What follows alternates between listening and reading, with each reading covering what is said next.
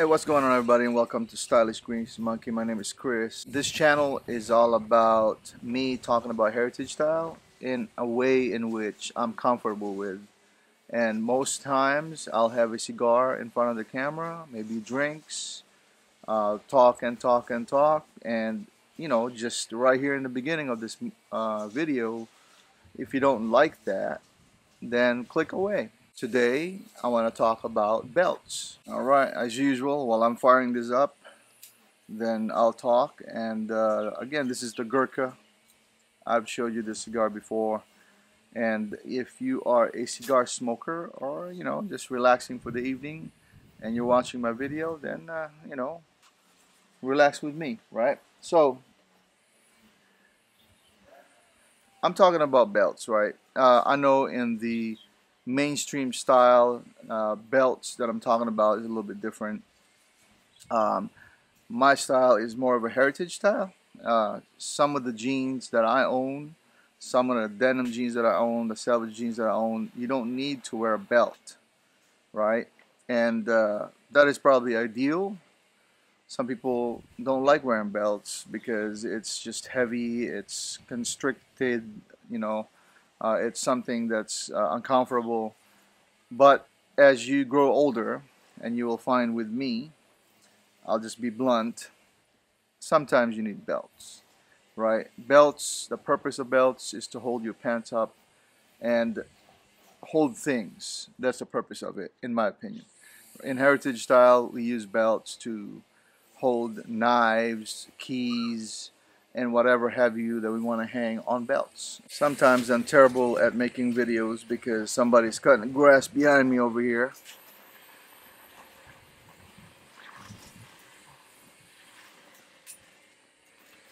So pardon me. And hopefully this audio works better than it's supposed to because it's in the front, right? So belts.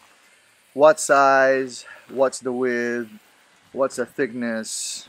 All of those things are important when you're buying belts, as well as the price. Now, I'm a cheapo, and I save my money for selvage jeans and heritage boots. I don't really pay much attention into belts, so most belts that I have, with the exception maybe of the latest one I bought from thrift stores while I was in Japan. I just want to talk about real quick the width and the thickness of the belts. Most belts that I have are the same. One is that it's limited by the belt loops that's on my selvage jeans, so I normally get this size.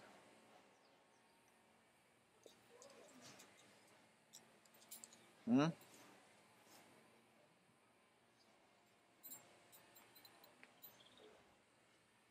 1.4 inches wide. Let's just say 1.5, right? 1.5 is like 1.47578, so 1.5. And thickness is 0.185, so 0.2 inches. That's the width and the thickness. Now, I'm a size 34 on my waist, so it all depends. I like to try on my belts. I don't like them too long, but I also don't like it too short. Just right in between. So sometimes when I buy belts, it's exactly size 34 or a size 36. No more, no less than size 36, and that fits me perfect. Now, you got to be careful about it because if you buy a size 34 and you only have one hole left, then you really don't have much choice when you expand. Unless you lose a lot of weight and you go start back down to 32. But normally, like this one right here is a size 36. It fits probably from 32 to 36. You can probably get away with like 37 with this, right? By the way, this belt right here, I bought from a cowboy store when I was in Texas recently, and I just love the design of it. I don't know if you can see. It's just an awesome design. Probably doesn't go with anything that I own, but I wear it. I wear it with my 875s and selvage jeans, and it is awesome.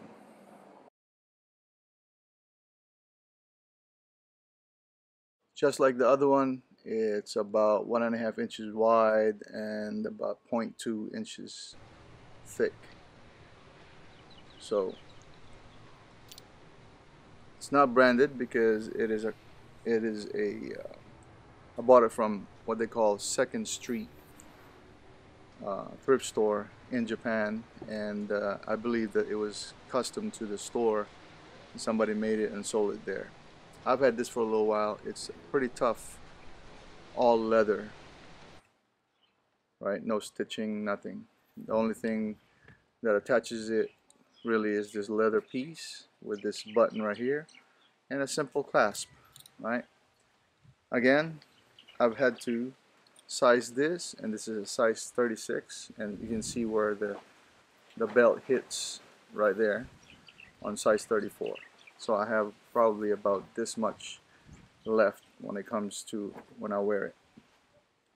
So not bad at all. Okay, the next one I have is closer to 2 inches, more than inch and a half, maybe about inch and 3/4, darker color.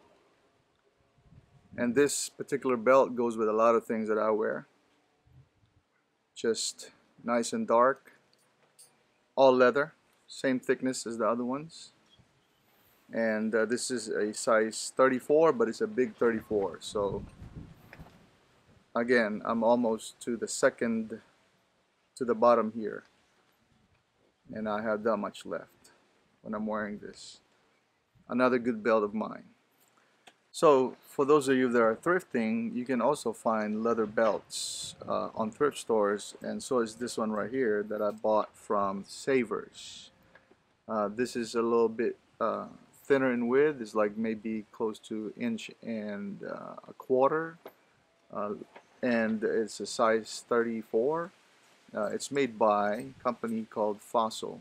If you remember Fossil, right? They make watches as well, but this one right here is real leather, and I give it, it'll last a long time. The buckle is pretty simple, and it fits me really well, so I wear that.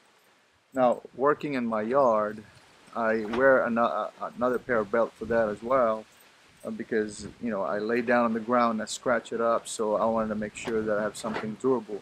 And funny that I mentioned made in China belts, because this belt right here is made in China.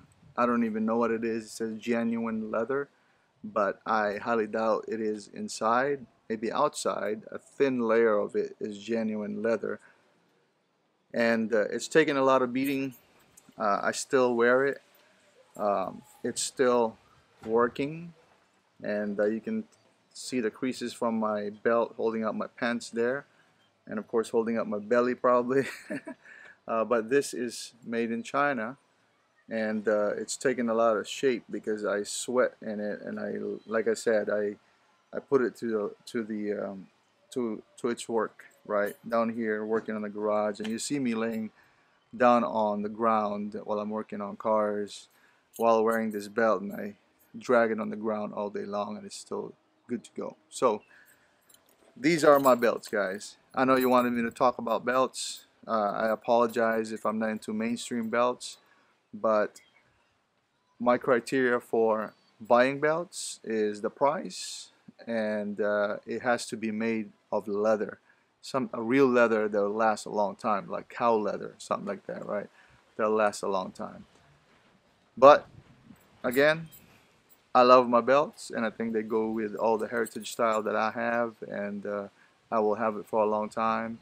And yes, I do wear a belt, I would say 95% of the time. Like, I only have a few pairs of jeans that fit me well without belts, but in most cases I do wear a belt because selvage jeans expand, and eventually you have to wear a belt to hold it up. But there's nothing wrong with that, right? I think mature men wear belts. That's what belt loops are made for. If you can remember, your father, probably your grandfather, wore belts back in the days to hold things up, unless you're wearing a onesie or whatever those things are that men wear, like coveralls, right? You don't need a belt, but so that's why I wear belts. But this is belts in the context of heritage style, my style, my opinion, again, my channel, and I appreciate it. You take the good out of this discussion, you take the good out of the belts, and leave the rest. I don't care. Just use that to make a decision to buy your own belts. Now, if you own expensive belts, or if you have belts that are amazing and you want to leave that in the comment section below for everyone to see. Outstanding.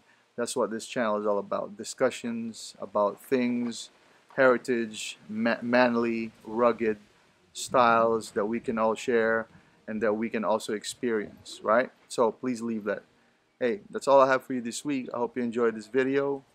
Back to working on my Bronco here, and I'll see you again sometime in the next couple of days. Aloha.